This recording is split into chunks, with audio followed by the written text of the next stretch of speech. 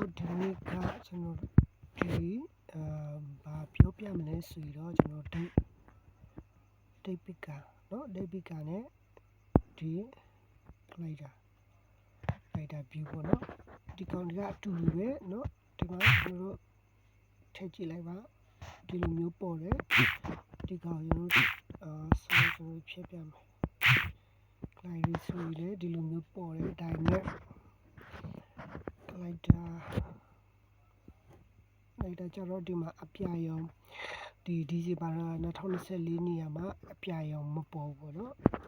ဒီကောင်ကျတော့အပြာရောင်ပေါ်တယ်ဒီကပေကမှာကျတော့ဒီမှာเนาะဒီကျတော့ပို့ပြီးစုံနေတယ်ဒီမှာ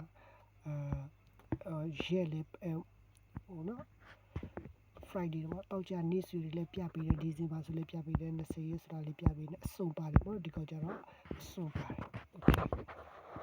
အဲ့လိုမျိုးလေးပါเนาะဆိုတော့မ run ပြတော့ဘူးเนาะပုံစံအတူတူပဲ run လိုက်ရင်လည်းဒီပုံစံမျိုးထွက်မှာပေါ့เนาะ okay ဆိုတော့ကဒီလောက်စီနားလည်သွားနိုင်မယ်လို့ထင်ပါတယ်ပေါ့เนาะဒီမှာကျတော့ဆိုတော့ဒီလောက်လေးနောက်ပဲဆက်သွားမယ်